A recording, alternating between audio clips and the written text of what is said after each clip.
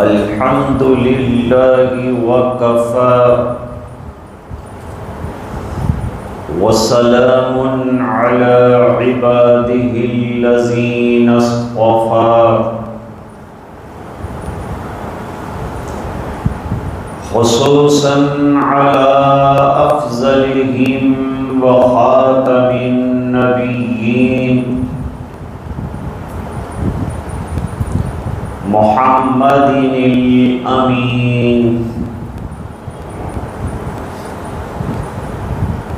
وعلى آله وصحبه أجمعين.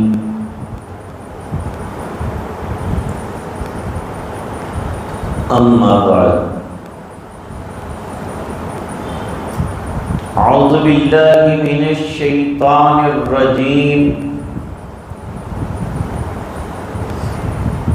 بسم الله الرحمن الرحيم.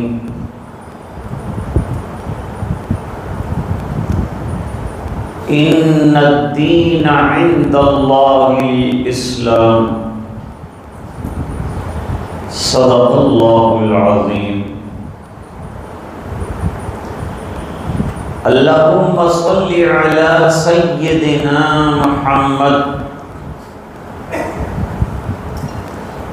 وعلى آل سيدنا محمد وبارك وسلم.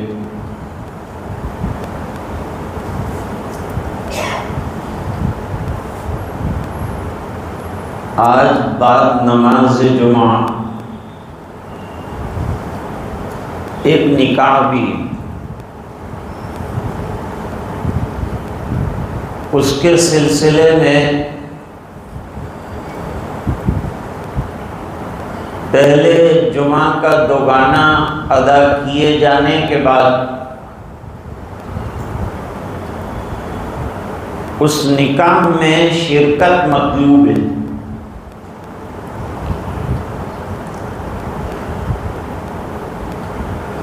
تو ذہن میں یہ بات آئی کہ نکاح کے سلسلے میں باتیں ہوتی رہتی ہیں.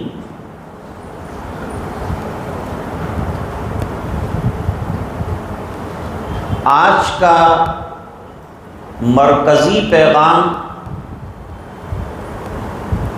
نکاح میں سادگی کو اختیار کرنا ہے. اس سے پہلے چند تمہیدی باتیں آپ کی خدمت میں عرض کروں گا.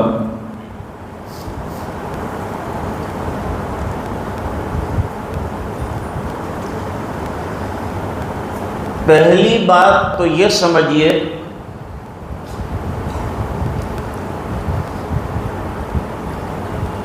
کہ اللہ تعالیٰ نے ہمیں جو دین عطا فرمائے،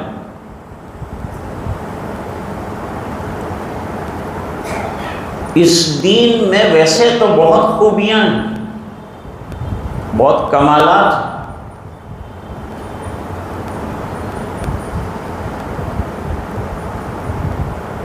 لیکن دو چیزیں قابل ذکر ہیں.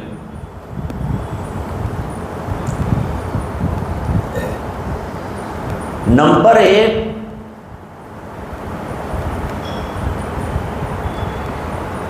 یہ دین سادہ ہے.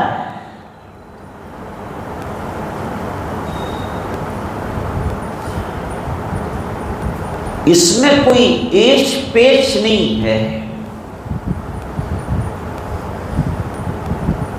خرچ زیادہ نہیں ہے،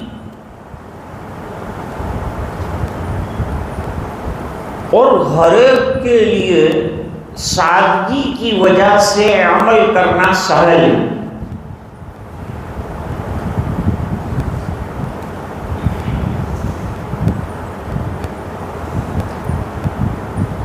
نمبر دو،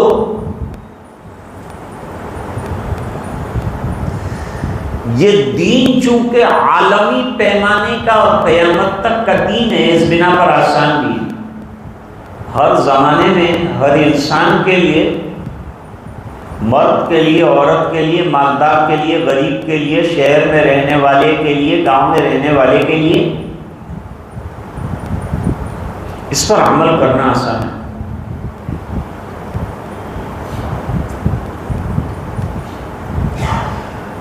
یہ حدیث جو ہے نا، ان الدین یسر، اس کو لوگ عادی سمجھتے ہیں، اس بنا پر غلط ترجمانی کرتے ہیں۔ بھائی دین آسان ہے، داڑھی کٹوا لو، دین آسان ہے، دین آسان ہے بھائی، ہم لوگ ایسے ملک میں رہ رہے ہیں، سود لو دو، یہ استدلال کرتے ہیں۔ یہ آدھی حدیث سمجھی، پوری نہیں سمجھی۔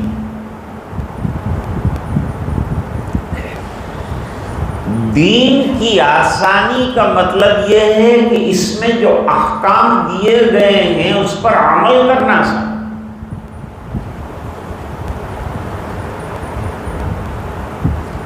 وہ کیسے؟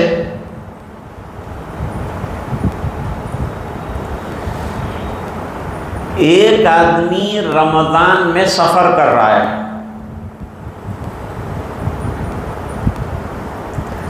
سفر ڈیفیکلٹ ہے، گرمی ہے، چلنا ہے پیدل، بہت مجاہدہ محنت کرنی ہے، اور 48 میل سے زیادہ کا سفر کرنا ہے، گرمی ہے، روزہ برداشت نہیں کر سکے گا، تو اب ان الدین یسر، شریعت نے آسانی دی کہ افطار کریں، روزہ مت رکھو۔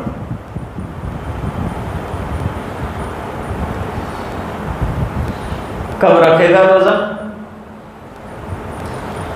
جیسے ہی رمضان المبارک ختم ہو جائے، چانس ملے فوری طور پر روزہ رکھ لے، زندگی کا بھروسہ نہیں۔ ایک آسان مسئلہ تو یہ ہے۔ دوسرا مسئلہ، اگر آپ اے سی میں سفر کر رہے ہیں، گاڑی میں اے سی ہے، ٹرین میں اے سی ہے، کوئی مشقت، کوئی تکلیف نہیں ہے روزہ رکھنے میں، اگرچہ سفر طویل ہے، فرمایا روزہ رکھیں، کیونکہ سب دنیا روزہ رکھ رہی ہے تو آپ کے لیے روزہ رکھنا آسان ہوگا، اور جب مہینہ نکل جائے گا تو الگ سے روزہ رکھنا مشکل ہوگا، تو فرمایا روزہ رکھیں۔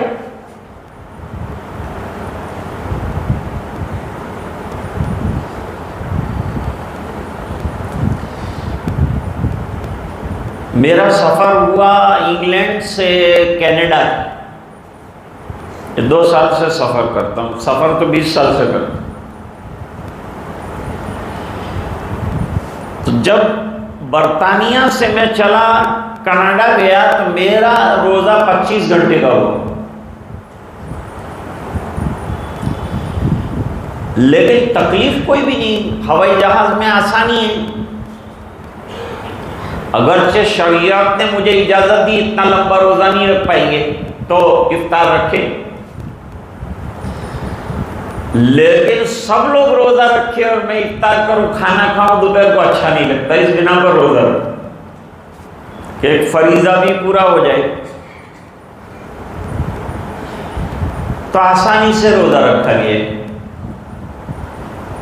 تھوڑی پیاس وغیرہ محسوس ہوئی۔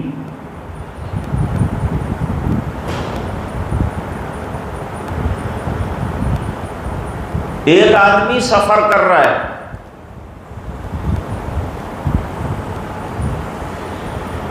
شریعت مقدسہ نے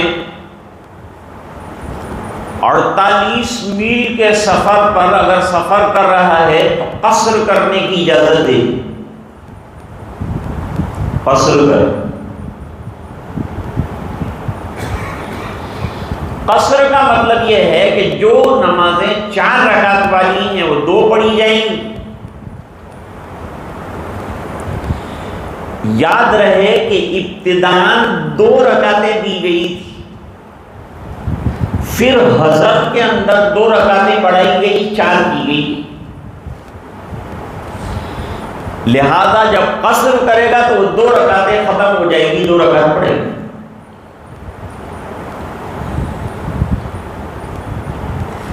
ایک بات یاد رکھنا چاہیے کہ جو سنتیں ہیں اس کے اندر قصر نہیں، سنتیں پوری پڑھنی پڑے گی۔ جو قصر دیا گیا ہے وہ فرض میں دیا گیا ہے، اس میں بھی جو 2 رکعتیں ہیں اس میں قصر نہیں رہے گی، 3 رکعتوں کے اندر بھی قصر نہیں رہے گی۔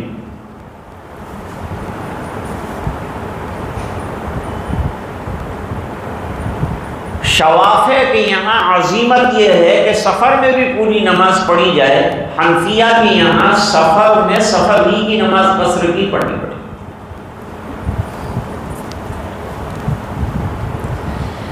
اب سفر کی نماز شروع کب سے ہوگی؟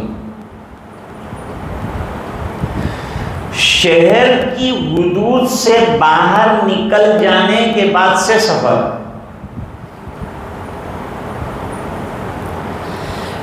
اب راستے میں آپ نمازیں پڑھیں گے قصر کی، جس مقام پر آپ پہنچے ہیں وہاں پہنچنے کے بعد 15 دن قیام کرنے کا ارادہ ہے تو آپ مکمل نماز پڑھیں، اور اس سے کم کا ارادہ ہے تو پھر قصر کی نماز پڑھیں۔ اس میں بھی مسئلہ یہ بیان کیا کہ مقامی امام کے پیچھے پڑھ رہے ہیں تو پوری نماز پڑھیں گے، اپنی نماز پڑھ رہے ہیں اکیلے تو قصر کریں۔ یہ سب آسانیاں ہیں۔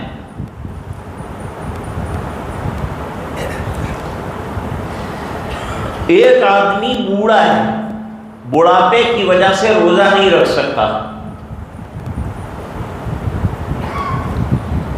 اور آگے بھی روزہ رکھنے کے چانسز نہیں ہیں، تو وہ روزے کا فدیہ دے گا۔ ایک روزے کا ایک فدیہ جو ہے وہ ادا کرے گا۔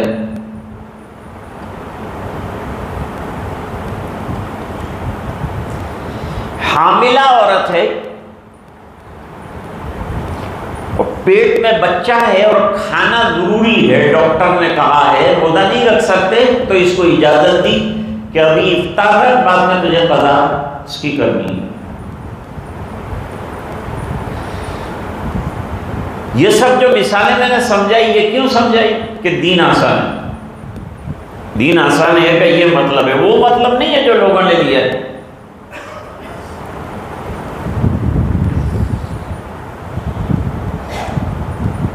یہ مسائل اچھی طرح سمجھ میں آئے؟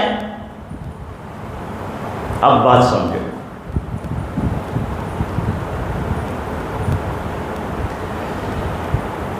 حدیث شریف میں فرمایا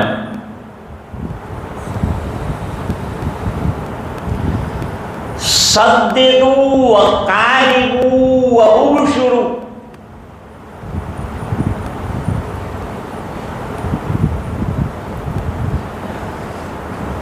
سددوا کے معنی میانہ روی اختیار کرو، درمیان میں رہو، نہ ادھر نہ ادھر، درست راستہ اختیار کرو۔ دیکھو قرآن شریف میں اللہ تعالیٰ فرماتے ہیں یا ایھا الذین آمنوا اتقوا اللہ وقولوا قولا سدیدا۔ سدید کے معنی درست۔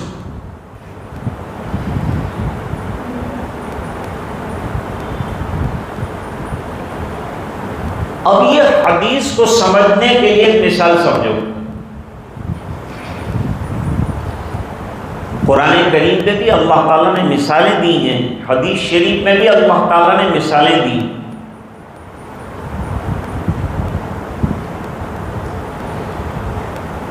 عرب والے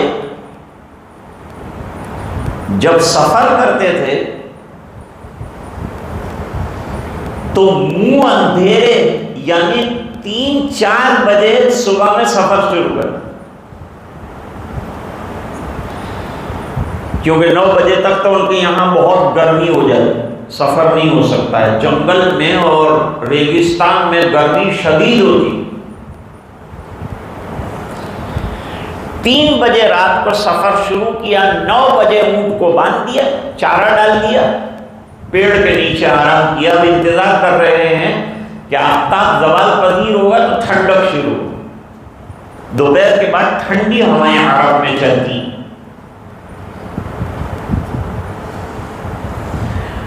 اب دوپہر کے بعد آرام کر کے زوال کے بعد چلیں گے تو رات دیر تک چلیں گے۔ ایسا شخص منزل پر آسانی سے پہنچ جاتا ہے۔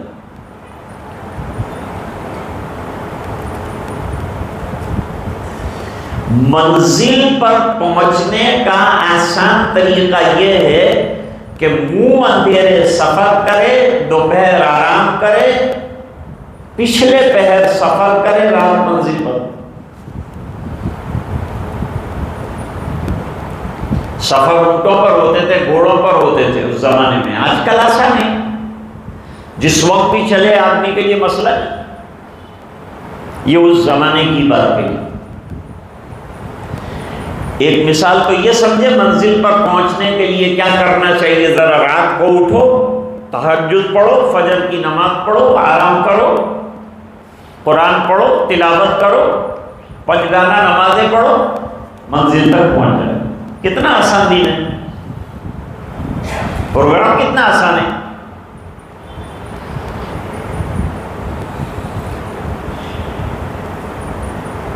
اب چراگاہیں ہوتی تھی پہلے، چراگاہیں 2 قسم کی ہوتی تھی۔ چراگاہ کس کو کہتے ہیں؟ جس کے اندر جانور چلتے ہیں۔ تو ایک چراگاہ وہ ہے جو جنرل اور ساروجنک ہے، جس کے اندر لوگوں کے جانور چلتے ہیں، اونٹ، بکریاں، گائیں، بھیڑ، سب بکریاں سب اس میں چلتی ہے۔ یہ ساروجنک لوگوں کے لیے چراگاہ بہت بڑی ہوتی۔ اور ایک چراگاہ اسی کے ساتھ لگی ہوئی ہوتی ہے، وہ گورنمنٹ کی ہوتی ہے۔ گورنمنٹ کی چراگاہ میں گورنمنٹ کے جتنے جانور ہیں وہ چریں گے۔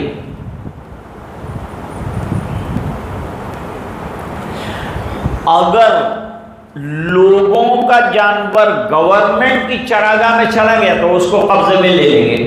یہ جرم ہے کہ جنرل چراگاہ سے نکل کر گورنمنٹ کی چراگاہ میں جانور چلا جائے۔ تو جو چرانے والا ہے وہ کیا کرتا ہے؟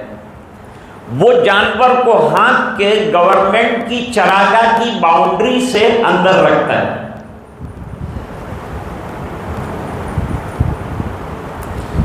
اب اللہ تعالیٰ نے حلال کی حدود رکھی ہے اور حرام کی حدود رکھی، تو اپنے آپ کو حلال والی حدود کے اندر رکھو۔ حرام والی حدود میں گئے تو گنہگار ہو جاؤ۔ تو آدمی اپنے آپ کو 24 گھنٹے حلال جو ہے باؤنڈری اس کے اندر رکھے، اس طرف نہ جائے ورنہ حرام کا مرتکب ہو۔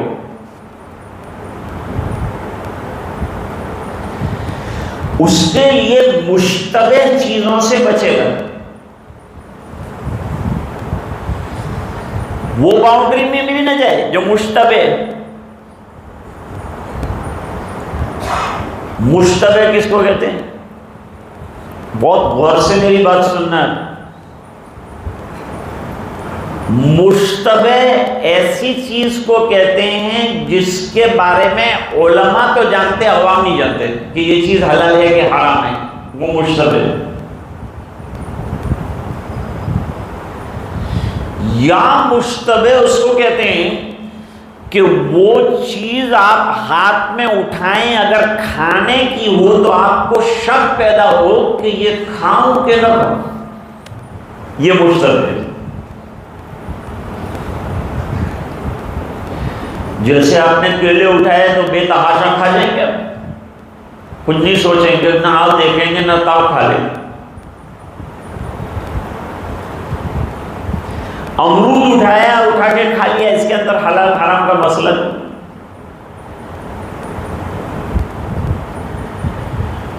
لیکن کوئی چیز کھانے کی ایسی ہے کہ یہ کھا سکتے ہیں کہ نہیں کھا سکتے ہیں، یہ شک پیدا ہو رہا ہے، تو مشتبہ چیز کو چھوڑ دو، علماء سے پوچھ لو کہ یہ کھا سکتے ہیں نہیں کھا سکتے، وہ کہے کھا سکتے ہیں، کھا سکتے نہیں کھا سکتے مت کھاؤ۔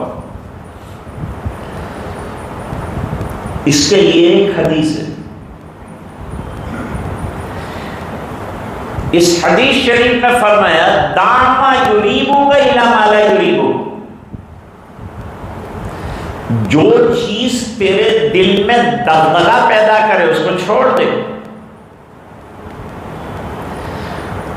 اور جس چیز کے بارے میں تیرے دل کو یقین ہو کہ یہ حلال ہے وہ استعمال ہو۔ حلال کو اللہ نے واضح کیا، حرام کو اللہ نے واضح کیا، اس کے بیچ میں مشتبہ چیزیں ہیں، ان سے پرہیز کرنا۔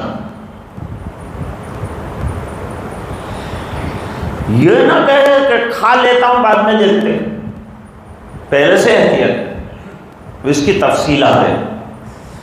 میں یہ سمجھا رہا تھا کہ دین آسان ہے، کتنا کلیئر ہے ہمارے سامنے دین، اتنا کلیئر پکچر دنیا میں کسی دین کا نہیں۔ ایک ایک چھوٹی سے چھوٹی چیز کی تفصیل آپ کو ملے،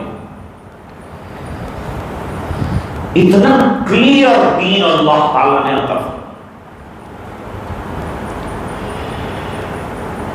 تو آج دو باتیں میں نے عرض کی، دین سادہ ہے، بہت تکلفات نہیں ہے ہمارے دین میں۔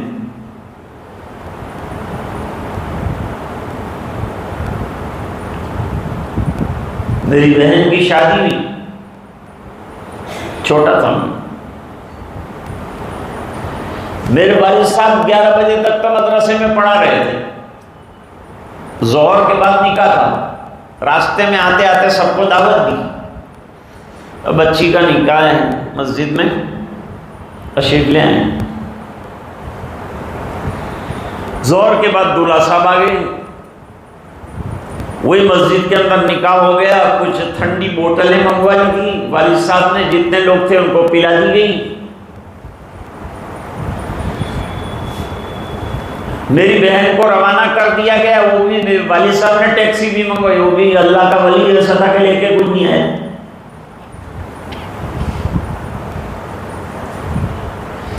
تو ایک ٹیکسی میں اس کو روانہ کیا، دوسری ٹیکسی میں کسی جگہ عشاء کے بعد پروگرام تھا، اس میں روانہ ہو، کھانا ختم، کھانا ہمارے یہاں تھا ہی نہیں، خالی وہ لوگ آئے تھے، دور سے آئے تھے، ان کے کھانے کا نظام سب محلے والوں نے مل کر کیا تھا۔ بہت سے علماء ملنے والے ناراض ہوئے کہ یار ہم کو دعوت نہیں دی، کارڈ نہیں بھیجا، یہ نہیں بھیجا، وہ نہیں بھیجا، فلاں نہیں بھیجا۔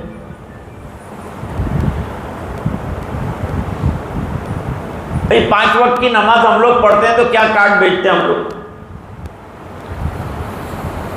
کیا مؤذن صاحب کارڈ دینے آتے ہیں، آ جائیے تشریف لائیے، 5 وقت کی نماز ہو رہی،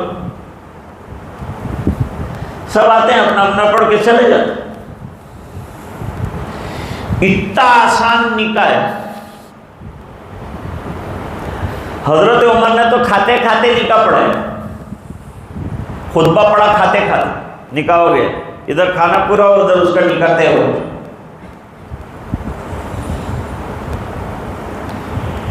ٹائم لمبا ہے، اب ایک واقعہ سناتا ہوں۔ یہ 2 باتیں تو شاید سمجھ میں آئی ہوگی کہ دین سادہ ہے اور دین آسان ہے، 2 بات سمجھ میں آ گئی۔ اب سادگی پر اب مثالیں دینی ہیں، تو نکاح کے سلسلے میں مثال دیتا ہوں۔ میں تقریر نہیں کرتا تھا، سبق پڑھا تھا، تقریر تو پہلے کرتا تھا کسی زمانے میں، ابھی تقریر بند کر دیا، ابھی خالی سمجھاتا ہوں، یا جو غم ہوتا ہے وہ بیان کرتا ہوں۔ ایک صحابی ہیں حضرت جابر بن عبداللہ رضی اللہ تعالی، یہ وہ صحابی ہیں کہ یہ ادھر جوان ہو رہے تھے اور ادھر غزوہ احد کے اندر ابا جان کی شہادت ہوئی. لمبا واقعہ ہے. پہلے تو باپ اور بیٹا دونوں کے اندر یہ ریس چلی. باپ کہہ رہا تھا کہ میں جاؤں گا جنگ میں، بیٹا کہہ رہا تھا شہادت سے میں کیوں محروم رہوں. ابا آپ ٹھہر جاؤ، بچیاں ہیں چھوٹی چھوٹی، آپ کی ذمہ داریاں، میری کیا ذمہ داری، میں دین کے لیے قربان ہو جاؤں. اچھا ہے. باپ نے کہا لیکن میں اگر شہادت کا جام نوش کرتا ہوں تو تجھے کیا پرابلم ہے. بیٹا نے کہا کہ بس تمہاری مرضی ہے وہ کر دیں. باپ بیٹے دونوں گئے. اللہ نے قسمت میں ابا جان کے شہادت لکھی تھی، وہ شہید ہو گئے.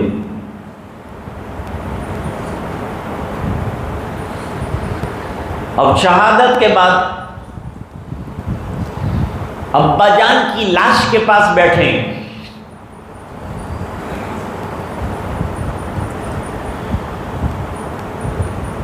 ناک کاٹ لی دشمنوں نے،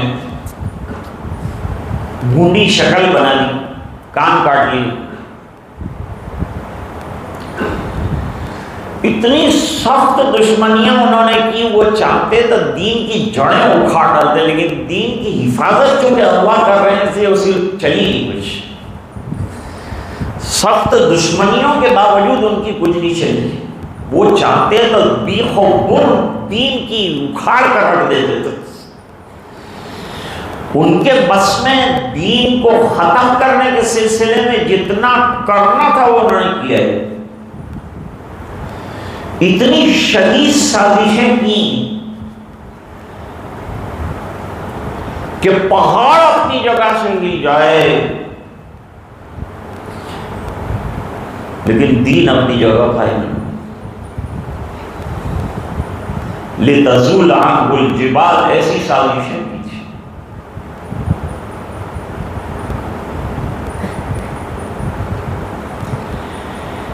اب حضرت جابر رضی اللہ عنہ ابا جان کی نعش کے پاس بیٹھے ہیں. لوگوں نے کہا مت کھولو بار بار چادر.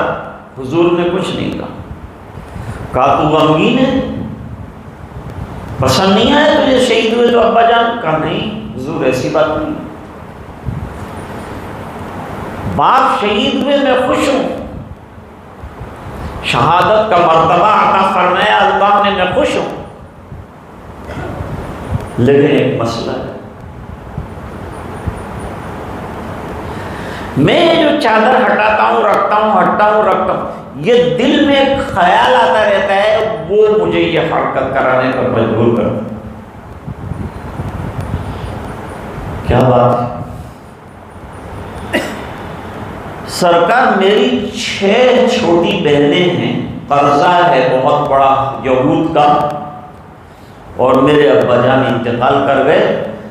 میں کبھی دیکھتا ہوں ابا جان بہت بڑی ذمہ داری میرے سر پر چھوڑ کر آپ چلے گئے، کیسے پوری ہوگی مجھ سے یہ ذمہ داری.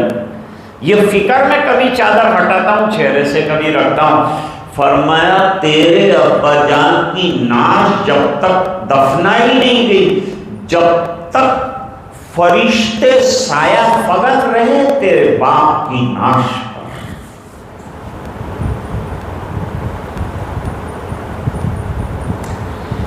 یہ بات تو آئی گئی ہو گئی، ختم ہو گئی. بدستور حضرت جابر رضی اللہ تعالیٰ عنہ حضور کے ساتھ غزووں میں اور سرایہ جو ہوئے اس میں حاضر ہے.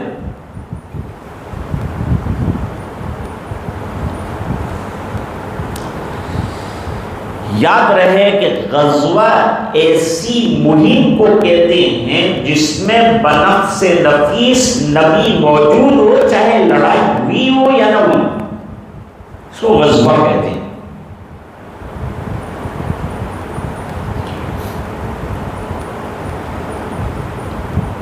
ایک غزوہ مکمل ہو گیا،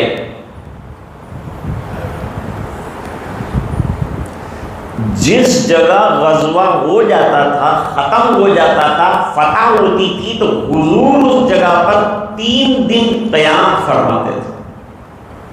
مکے میں زیادہ قیام رہا،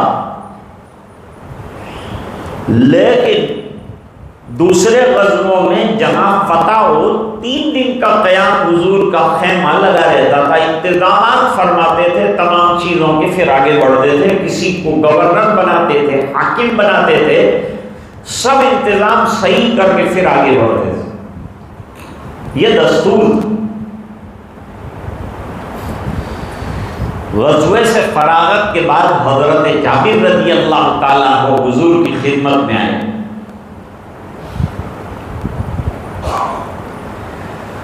غزوے کے بیچ میں سے اجازت نہیں ہوتی جانی، لیکن غزوہ ختم ہو جائے تو اجازت امیر کے ساتھ جا سکتے، یہ دستور۔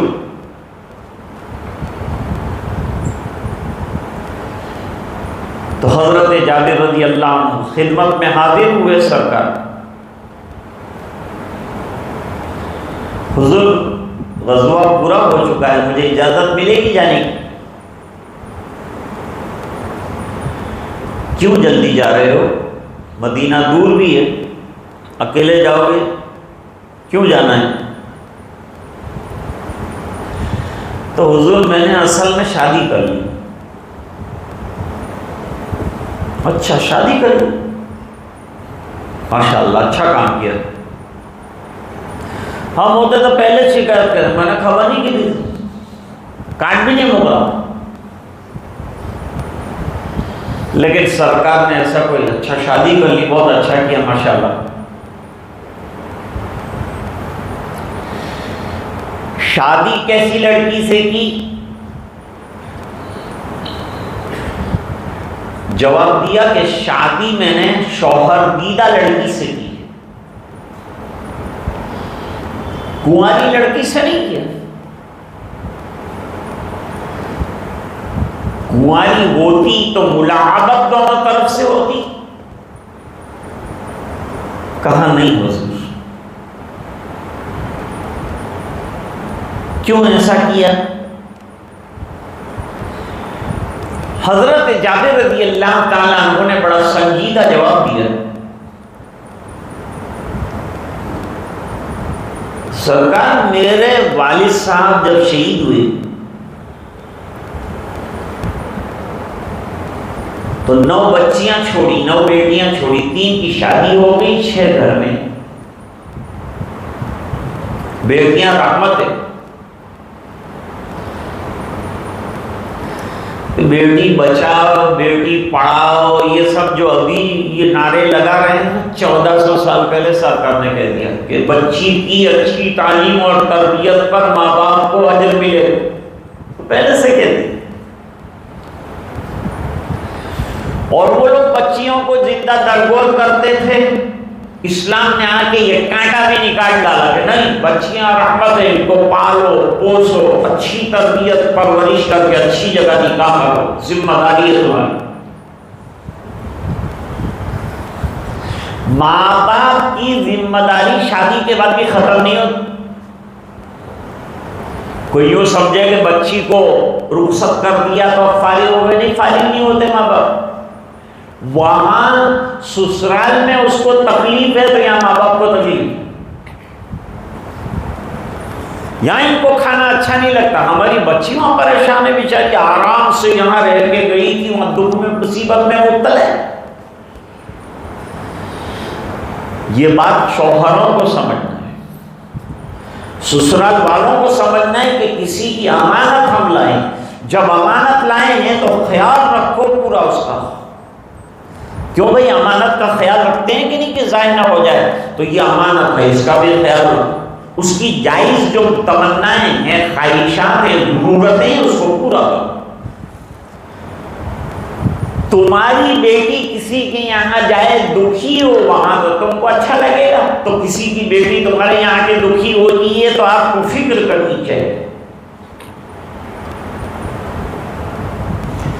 تو سماج اور معاشرہ اچھا بنے گا، سوسائٹی اچھی بنے گی۔ تو حضور اگر کنواری آئے گی تو کنواری بیچاری جو ہے وہ کنگھی چوٹی میری بہنوں کی نہلانا دہلانا یہ سب بیچاری وہ خود جو بنے گی سنورے گی، کنواری ہوتی ہے تو اس کو بنٹھننے کا زیادہ شوق ہے، اور شوہر بھی ہے اس کو اتنا انٹرسٹ نہیں ہے اس بننے ٹھننے، اس لیے میں ایسی خاتون لایا۔ حضور خوش ہوئی، صرف ایک پوائنٹ کی طرف اشارہ کرنے کے لیے اتنی لمبی تقریر آج میں نے کی کہ حضور نے کسی موڑ پر عدم اطلاع کے یعنی اطلاع دیے بغیر شادی کی، اس پر کوئی آبجیکشن نہیں لیا۔ اس سے شادی کتنی سادہ تھی حضور کے زمانے سے اندازہ لگے۔ موجودہ دور میں ہمارے اوپر حالات ہیں، اللہ نے ہم کو مال بہت دیا، اللہ کا شکر ہے، لیکن مال کے سامنے ہمارے کوشچنس اور چیلنجز بھی ہیں، تو مال سنبھال کے رکھو۔ ایک ایک پائی اللہ کی نعمت ہے، اس کو بے جا استعمال کرنے پر اللہ کے یہاں سوال ہوگا۔ تو شادی میں بھی جو چیزیں فضولیات میں سے ہے اس کو نکالنا، ختم کرو اور بچا لو پیسہ، سمجھاؤ گھر والوں کو بھی سمجھاؤ۔ ضروری نہیں ہے دلہن کا 1 لاکھ کا جوڑا ہونا، ضروری نہیں ہے، کیونکہ ایسا جوڑا ایک دفعہ پہنا جا سکتا ہے، زندگی میں دوسری مرتبہ نہیں پہنے۔ دلہن خود ناچے دی میں نہیں پہنے، کیونکہ دلہن سے زیادہ وہ جوڑے کا وزن ہوتا ہے، نہیں پہنتی۔ 1 لاکھ روپے کے 10 جوڑے لاؤ نا، اس کو 10 پہنتی رہے گی۔ مہر زیادہ رکھو تاکہ آڑے وقت کے اندر اس عورت کو مہر کا پیسہ کام آئے۔ کھانا کھلانا یہ وہ 10 آئٹم رکھو گے لوگ راضی نہیں، 2 کھارے رکھے لوگ کہیں گے 3 کیوں نہیں رکھے، 2 میٹھے رکھے کہتے شوگر کا مریض بنانا چاہتے ہیں،